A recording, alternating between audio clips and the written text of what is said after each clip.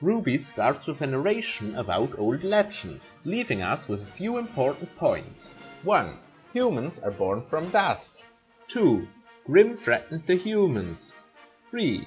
Humans invented a power source they named Dust and fought the Grimm back. 4. This allowed the formation of civilization. 5. The story starts in a time where evil is about to return. This exposition tells us some very basic facts about the world. It is interesting that dust was created by humans before civilization formed.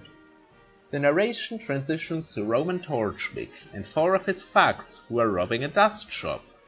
We are shown 2 different types of dust: a powder stored in big glass tubes and dust crystals. One of the thugs orders our protagonist, RWBY, to put her hands up. She responds by throwing him into the next wall. Then she grabs another one and jumps out of the shop window with him. We see the thug from before getting up from the floor, having lost his head.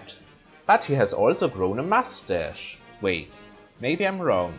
Is the thug on the left the one she threw into the wall and he got up off screen and the mustache thug fell and lost his head off screen?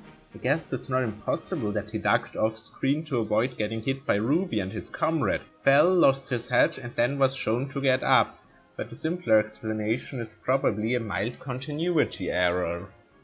Anyway, RWBY gets her scythe, that's also a gun, out, and Torchwick sends his freestanding thugs after her. They are easy to tell apart: No Beard, Mustache and Beard. No Beard gets a kick in the face and falls through the broken shop window. Then No Beard and Stash attack. Wait, how could No Beard get up that quickly and teleport?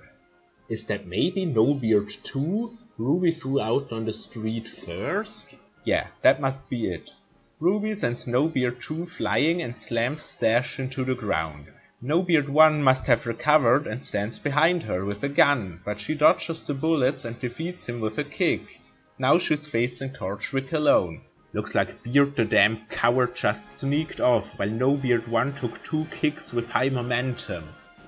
No Beard 1 really deserves a promotion.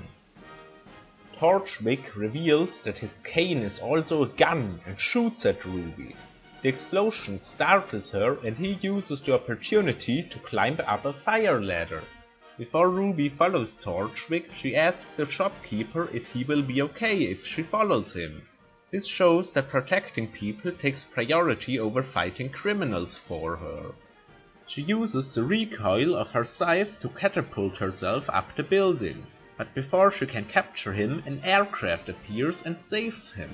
Generally, I consider it weak writing if a character escapes because of a newly introduced element that wasn't set up. But it is forgivable in an episode 1 where there wasn't a lot of time and opportunity to set stuff up. Additionally, it shows that Torchwick isn't a random street thug, but part of an organization that has lots of resources, and that he had an escape plan from the beginning, meaning the scene served as a setup for many future events, and shows how high the stakes are. Just hope we won't see random aircraft coming to the rescue because someone wrote themselves into a corner. Fuck! Anyway, Torchwick throws a dust crystal at RWBY and shoots it, causing it to explode. RWBY is saved by the huntress Glinda Goodwitch, who appears out of nowhere. It never gets explained why she was there. It's likely that she was alerted by the gunshots in the fight, since the gunfight also alerted the police. We know that because we hear police sirens as the fight is about to end. The huntress attacks the ship with a cloud that rains icicles, piercing the metal in multiple spots, and the pilot, Cinder Fall, leaves the steering stick to Torchwick, starting a counterattack by throwing fire blasts at Glinda. Glinda uses telekinesis to throw the debris Cinder's blasts created back at her, but Cinder manages to burn all of it in a single attack. RWBY shoots at the ship, but Cinder manages to stop her blasts with her bare hands. This shows how great the power gap between RWBY and Cinder is. We cut to a different scene, where the huntress lectures RWBY that going after criminals was very dangerous. It appears professional crime fighters don't like it when citizens put themselves in danger, just like in our world. And it does make sense, as RWBY is hopelessly outmatched by Cinder, just how most regular people in our world are outmatched by career criminals.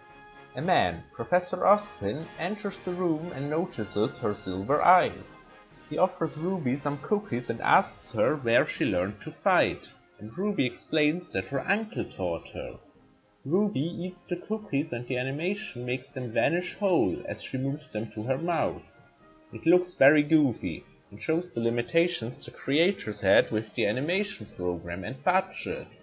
The reason I like it though is that its goofiness assists the change of tone from RWBY being in trouble with Glinda to having a friendly conversation with Oz. This shows a high level of competence, working around limitations, and great creativity. Oz reveals that he knows her uncle, and RWBY starts fangirling about how great huntresses are, that she wants to become one of them because she wants to help people, and that her sister will go to Beacon Academy this year. Ozpin decides to move her ahead 2 years, so she can join his academy, indicating that he has lots of power, at least more power than headmasters in our world. RWBY's sister Yang is very proud of her, and says that she is special. This shows us that they get along well and are very close. Yang's praise is interrupted by TV delivering exposition. The authorities know Torchwick's name and have a mugshot of him, indicating that he was arrested previously. Then we get told that fauners held a civil rights protest. I wonder what rights fauners don't have that humans do, or maybe there are humans that want to take fauners' rights away, and the protest is about stopping that? I hope they will expand on that soon. We also find out that the formerly peaceful White Fang disrupted the ceremony, and get a hint that this was not the first time they were being disrupted. However, being disruptive seems to be the worst thing they've done so far. At least the news don't hint at any worse crime they've committed. I wonder if the White Fang violence will slowly escalate from disrupting public events to assault and maybe even murder, turning more and more humans against the fauners, and giving rise to a human supremacist group. Nah, that would be boring. Anyway, RWBY and Yang enjoy the view out of the airship when they see a nauseous blonde guy. We can be reasonably sure that he will be one of the main characters, because he is not black. No, I phrased that poorly. He is one of the few characters who isn't a black silhouette. Better. The episode ends with the airship reaching Beacon Academy.